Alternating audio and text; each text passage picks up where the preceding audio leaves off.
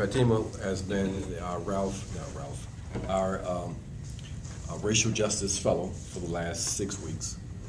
And we are very, very happy, honored that she was with us for this very short time.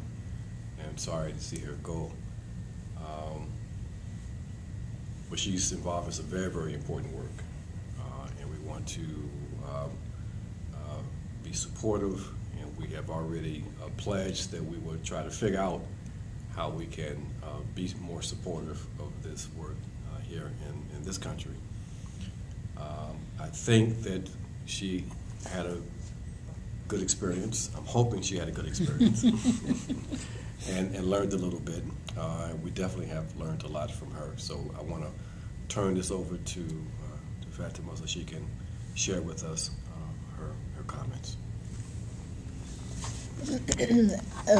I just want to tell you about my work and what we are doing with my community.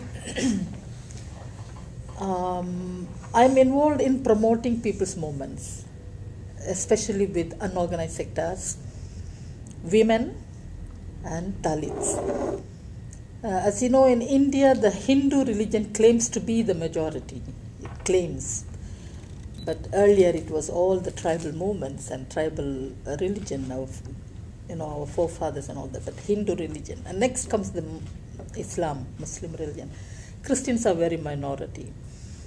And it's over 1.2 billion now, the population. Out of that, Dalits are 160 million. So we are not minorities. That's what we are claiming. But we are named this intrusion of this coming into our country. The Aryans created the system of Varna. Varna is the color. So it's a kind of taken away the native properties, as you know, and made us a kind of slaves, which continues even today. And Gandhi gave us a name called Harijans. Hari means God, Jan means people. So we refuse to accept such term. Sometimes it also means that you are fatherless. That means that you are born to a woman without husband. It's degrading. But he said in a different way. But our leader is Dr. B.R. Ambedkar, who was born in this community 110 years ago. He has undergone a lot of untouchability practices in school, in everyday life. But he went up to UK, studied law, came back to the country, framed the constitution.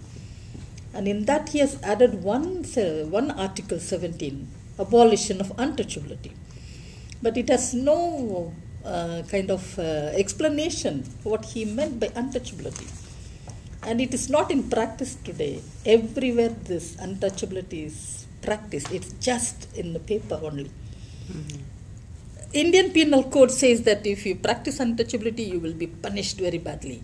But there are so many activities, nobody implements that. And even today in restaurants, we cannot sit together. There are separate classes kept for Dalits and for others. In some villages, they even make the Dalits to take water like this and serve food in their hands when they go for work. No temple entry. You are not allowed to enter the temple. And you can't draw water from the public wells. You can't walk on the main roads in remote villages. Even this is practiced in cities. For example, you are living. The cities are divided into A, B, C, where the main area, the rich and the higher caste are living, and the middle part of it is the backward community and the untouchables. Because the Varnas, the Brahmanical social order, it always talks about purity and impurity. Dalits are poor, workers, and with black, our color. Brown, not brown, it's black. And there's a lot of joke about it. We are workers, we have less water, we have less facilities. So we remain like this. So by appearance itself, You become, and also eating beef, beating drums. Drums was the instrument for communication. So lot of restrictions, and then the Manusmriti, that is the Veda, one of the Vedas, very strict. It talks about creation of people from God. That's the Brahma. Brahma is the creator. From the head comes the priest, from the shoulder comes the rulers. You don't believe that? From the stomach, the traders, and from the legs, the servicing community, all kinds of, unscientific and acceptable thing. Out of the whole body of Brahma comes the outcast, the fifth community. They are the Dalits, the Panjamas. So they are nowhere in the caste system. They are outcast. So that means you should be out of all the benefits, all the public spheres, everything that is happening in the community, opportunities, education, health, everything keeps you away from any religious festivals. You are not supposed to even touch the cart they pull with the gods and goddesses. Even today this is happening. And Dalits are landless, and they are so much of dependent on the landlords. The Britishers came, they gave us a name according to the schedule. They called us scheduled caste. And again, our record says we are Adi Dravidas, and we are Dalits and Harijan. There are so many names to us. Nobody realizes that we are people. So this is what we are trying to tell our people. We have to fight back. We are people. We are workers. We have to unite together with other workers, get rid of this caste discrimination, and realize the rights of us. So the work that is given to us, assigned to us, because of low education, we are not well educated in our community. It is about only about 60% are still illiterates, and 50%, almost half of us, are still poor, under poverty, and suffering with that.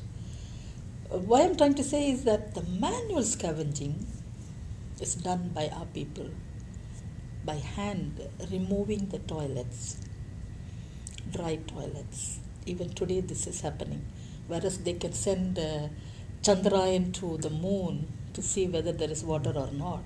And here at the bottom, our people, more than 1.5 million people, our community. I met a girl in one place. She said, today I cleaned 60 toilets. Such a beautiful girl from my community. And they have to carry the things on a basket, goes through the whole body, the smell of it. They live with it, with all kinds of respiratory diseases and all that. So this we are really fighting. Now we have taken up to the court level, and wherever the government offices are practicing, there we are fighting, saying that no more. And sweeping the road, cleaning the drainage, and shoemaking, leather concerned, all kinds of menial jobs are done by my community. So we are also insisting that Dalits should get good education. So we have affirmative action, reservations in education and for job opportunities, but not everybody could get it because of the economic background. Lot of school dropouts. They don't go to school during the harvest season. That's the time they can store paddy or whatever it is harvested in the village. So the children stop from going to school. So the education is very important. So some of us insist that our children should get good education. In that case, the missionaries were very helpful in bringing up education and health, but they looted other things from us. And this globalization process is also very bad impact on us. They are taking away our land. There are a lot of special economic zones coming, driving the Dalits out of their villages by taking hundreds and thousands of lands for companies, for entertainment parks and other things.